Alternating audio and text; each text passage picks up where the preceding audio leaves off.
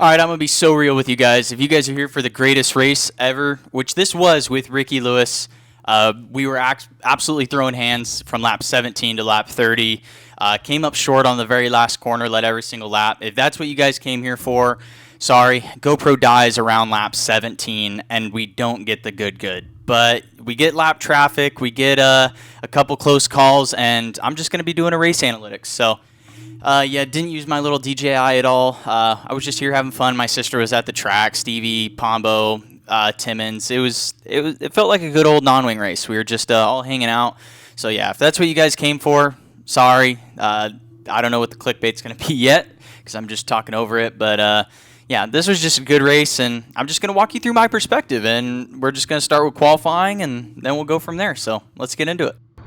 All right, let's jump right on into it. Qualifying track was absolutely ice. I definitely felt like I could have tightened up the car a little bit more for what the track is, but I'm always really nervous to set up a non-wing car. This was kind of the first time I ever set up a non-wing car for like a really slick track. I've never really done it before. Every time I've ran non-wing and it's been really slick, I've had Max there. Yeah, so this was kind of the first time I got to throw on a 96 and put like 8 inches of stagger on a non-wing car. So I was a little hesitant in qualifying to even yank in the right rear. Like I still had a 4-off on for qualifying, which is pretty absurd for how slick this track is. And I felt like I kind of just ran the bottom a little too slow, where I should have been up on the straightaway right there. I should have bent it a little bit harder. I felt like if I got up on the straightaway a little bit more on the front stretch, I could have bent it harder into one. And then same as for 3 and 4. Like, see, there's grip all the way up on the top, but I'm nowhere to be found. So I'm kind of just floating the middle, and yeah, I'm not really executing the bottom.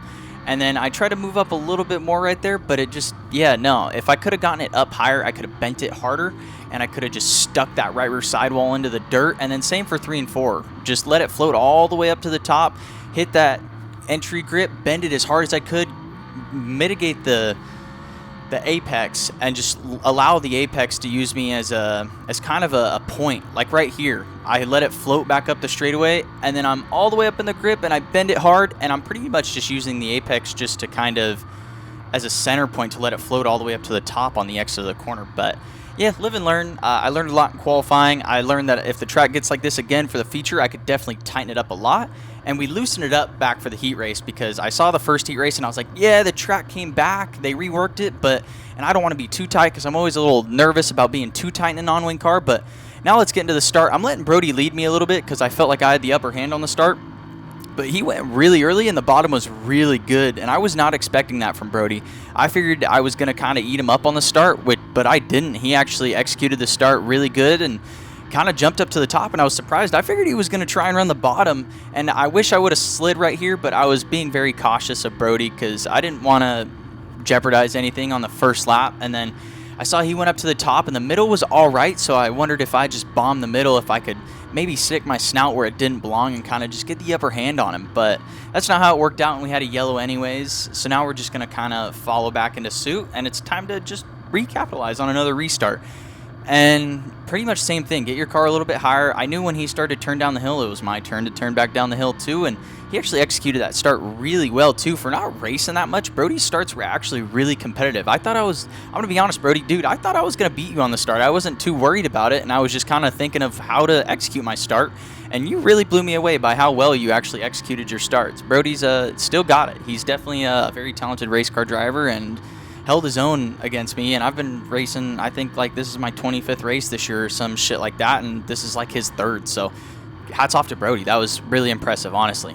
But now it's time to just log laps on the top. The top is a little sketchy because it's a little crummy, and I have a lot of stagger. I think I still have like 11 inches of stagger right here with a 96, and yeah, it's definitely making it a little bit difficult to come off the corner, but the car has enough right rear stick because I threw on a 5-off, and I kind of yanked it in a little bit. But I'm trying to just kind of stand back on the gas because I'm in the grip, but it doesn't want to go anywhere. So right around right now, I'm realizing, okay, I'm running the right line because I'm getting way up on the straightaways, scaring my dad a little bit, and I'm really up on the exit too, and I'm really flirting with the wall coming off of 4 because that's where all the grip is. So I try to just mitigate my foot and keep my foot in the same spot. Once I got it in on entry, I need to bend the car. Like, I struggle bending the car, and by bending it, I mean getting it sideways on entry. And right there, right as I'm saying it, actually, I'm bending the car a lot more. I'm getting the posture right at about a 45-degree angle, and then once I get the car set, I'm keeping my foot at about quarter throttle, and I'm not trying to get back on the gas, and now I'm reeling Brody right back in. And I'm like, okay, let's just wait for the white flag. The white flag comes out, and I'm just, all right, well, we got to stick it because I want to be in the redraw. Brody was really nice to me, lifted on that slider. I thought he was just going to drive around it, and then I knew he was going to slide, so I just tried to drive it in as hard as I possibly could into 3 and 4, and luckily it stuck, and this is the checkered flag, but I did not know that because I was just racing my little heart out, and I wanted to see how hard I could really drive it with clean air in 1 and 2, and I was like, oh yeah, this thing is freaking mean. But I knew after that mean little lap right here that I could definitely snuggen up the car a lot come for the feature time. And it was definitely a bit of a battle in my mind of how tight to get the race car, where it needed to be tighter. And yeah, I felt like I mitigated that line very well come feature time. And I was a little nervous for how tight I got the race car because I've never gone below 10 inches of stagger in a non-wing car. And I got it down all the way to 8. My right rear was out at 19 1/4, did some turns in the front, adjusted quite a bit on the shocks, and tied down the right rear quite a bit too. But I was going with what the feel of the racetrack told me.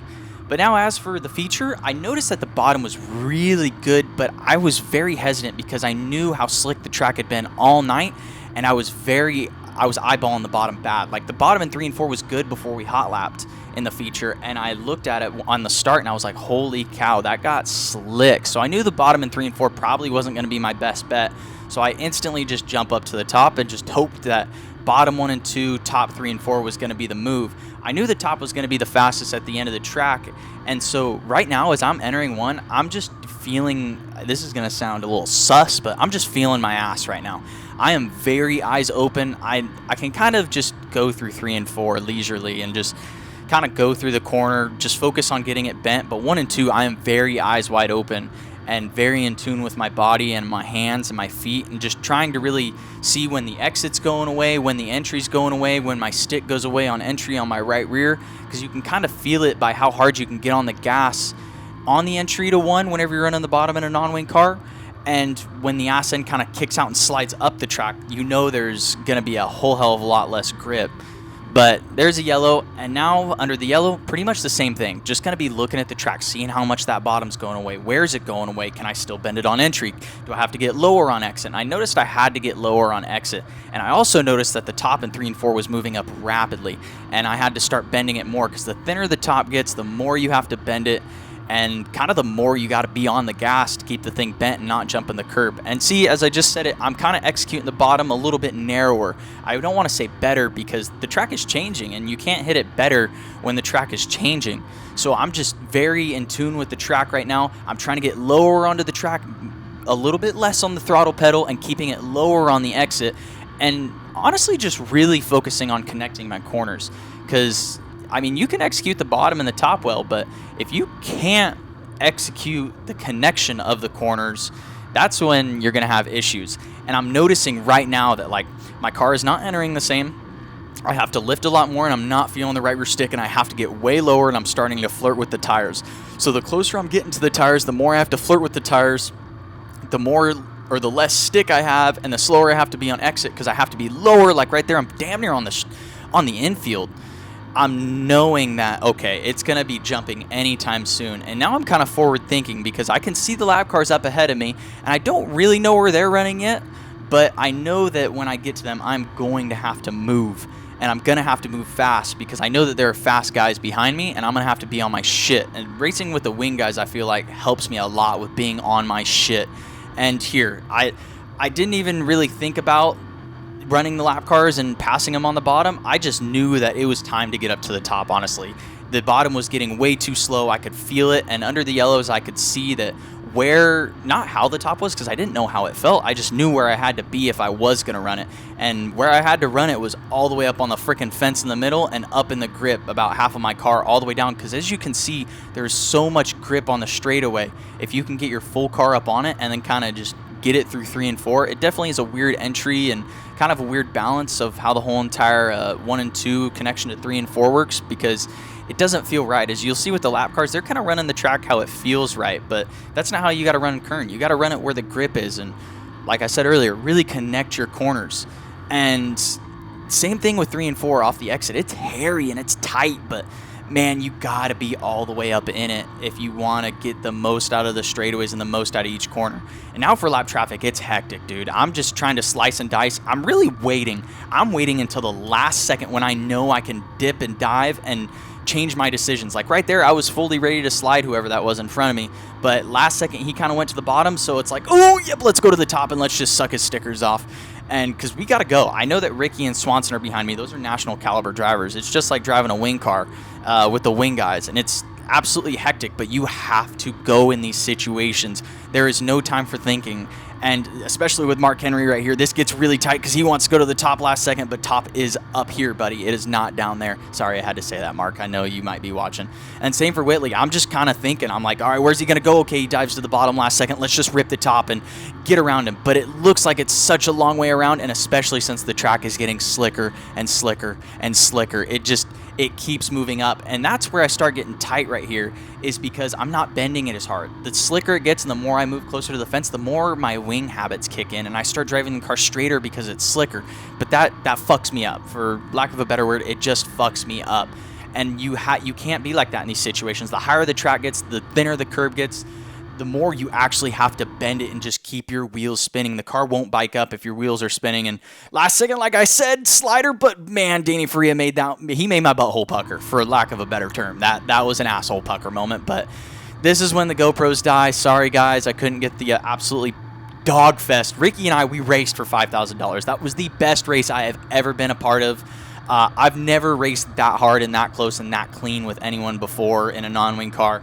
Maybe once in my wing car career have I raced that hard and tight with somebody, but that was an absolute dogfight for $5,000, and I was pumped to do it. I didn't even care that I came home second and I lost $5,000 because that was really cool. I didn't know I had that in me as a crew chief of a non-wing car or as a driver of a non-wing car.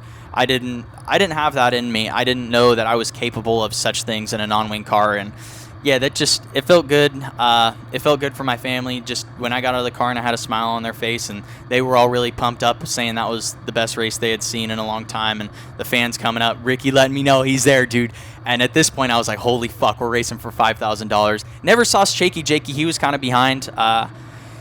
Yeah, he was. It felt good to kind of beat up on the 17 car a little bit, but that's the name of the game. But Ricky's the winningest non-wing driver in the world right now, and for the last couple years in a row. So just to throw my hat in the mix with him, that felt really good because he really knows how to execute and win these races. And I feel like the more comfortable I get running up in the front, the easier it's going to be for me to win these races. But thank you guys. Hopefully you like the analytic video, and I think I'm going to be posting the Bradway one here pretty soon. So hopefully you guys enjoyed, and see you on the next one.